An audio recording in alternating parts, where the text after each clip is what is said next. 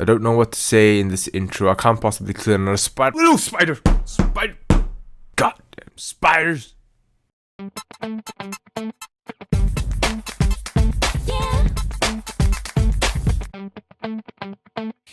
Hello and welcome back to the KenOhWee Channel. If you're watching this part, it means you've stuck through the awkward intro, which I applaud your patience, and now hopefully you still have more to endure through this figure talk. Today, I'll be talking about one of the legends. No, I don't really mean a legend, but a Marvel Legends figure, and still the once deceased, now alive, still the ex-lover of Peter Parker.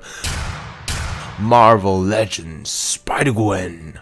Hello, Miss Gwen. Welcome back to the show. Looking at her box design, just like all Marvel Legends box design, you have her displayed behind a plastic sheet on the front, a picture of her at the side, and invading her box space is Ben Reilly's Spider-Man.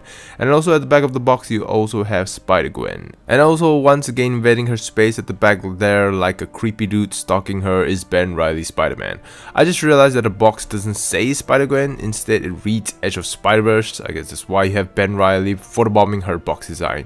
At the bottom you have the feature of the Build-A-Figure, and for this line is the Absorbing Man, where he absorbs everything except knowledge, because if he did that he would have known better than to use his powers for evil. Marvel Legends figures, especially the really popular ones like these, are almost impossible to find in Australia. I'm still looking at Marvel Legends Star-Lords everywhere. And as usual, because I'm on a tight budget, I can't afford the entire series, so I have to be selective with which figure in the Marvel line that I want to purchase. So here's to hoping this figure is worth it. So let's take a closer look. Looking at her, Spider-Gwen does not look too bad. Her paint application turned out pretty nice, apart from some minor blotches, but it doesn't affect the overall look of the figure. I've already expressed my affection towards this character's design in previous Spider-Gwen figure talk, but for this figure, the purple is much darker than the other figure, therefore it doesn't pop out when you see it, and it just seems to blend with the black at certain angles.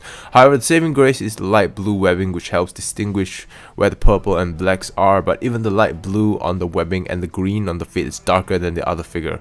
Her eyes seem to have more glow, like when you apply more mascara on your eyelashes, it just makes your eyes pop. They even molded the creases on her hoodie, and this hoodie is made out of soft rubber material. Her sculpt and mold still looks pretty good. I mean, she looks just as fit. I mean, look at that latex protruding six-pack. They even remodeled her clavicle, and yes, I had to Google what that bone was called. Her packages are still Instagram worthy, not too out of proportion, but this figure isn't as gifted as Yamaguchi Gwen, if you know what I mean. Overall, she still looks good. One very minor gripe I like to point out is that there seemed to be a little bit of dirt collected in her white painted areas, but that can be easily overlooked as it may not be in every figure. Yay, lucky me. Moving on to her articulation. Of course she can move, like you said before, she's Spider-Gwen, right? Head is on a ball joint so she can look up and down. Since her hoodie is made out of soft rubber and is detachable and moves along with the head, left and right, no pivots. Arm does the 360, move outwards. Elbows aren't double jointed but it bends 90 degrees. She can twist her forearms. Wrist breaking 360 and up and down. She has an upper torso cut which allows her to do the twist king, slight pivot, arch backwards a little, but no forward crunch. Are you kidding me? She's Spider-Gwen, how can she not have a forward crunch? Did she do too many sit-ups till her abs are so rock solid she lost the ability to crunch her abs now? Look at that abs. All show, no substance. They should have done another cut at the lower torso for the crunch. Moving on. Her legs can do the splits, but it's not a full split. She can kick up, kick back just a little. She has a thigh cut for swivels, double jointed knees, rotation on the legs, feet move up and down, and pivots. So yeah, she can move but nowhere near the level of the ever so flexible, the graceful gymnast Yamaguchi Spider-Gwen. That figure makes Legends Gwen look like a stiff block.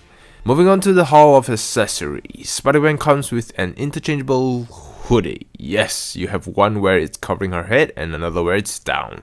There's two types of collectors in the wall, and these accessories will satisfy both parties.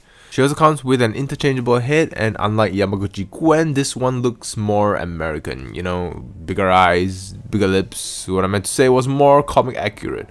All you gotta do is pop Gwen's spider head off and attach Gwen's human head, ball to socket, and you have Gwen unmasked. Apart from that, you have the Build-A-Figure accessory, which is the big chain ball, which can be used as a prop. So it's actually a useful accessory compared to if it came with a hand, then it'll look like Spider-Gwen just love collecting decapitated hands.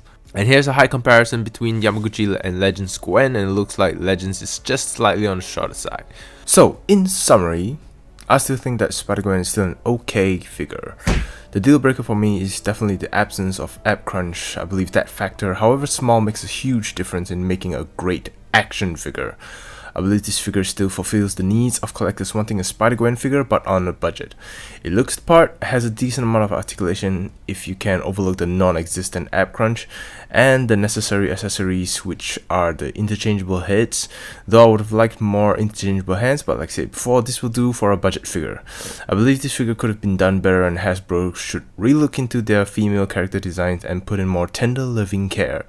Come on Hasbro, make Spider-Gwen great again. As for comparison between the two figures, normally I would do a separate video highlighting the pros and cons between the two figures, but I'll just include it in this video. Legends Gwen is a much cheaper figure compared to Yamaguchi, and it does have the additional hoodie accessory, and the unmasked human Gwen looks more proportionate. However, by adding a few extra dollars and investing on Yamaguchi Gwen, you'll get a figure that looks good, comes with plenty of accessories, and has a ton of articulation. I mean, I'm talking 90 degrees bending app crunch.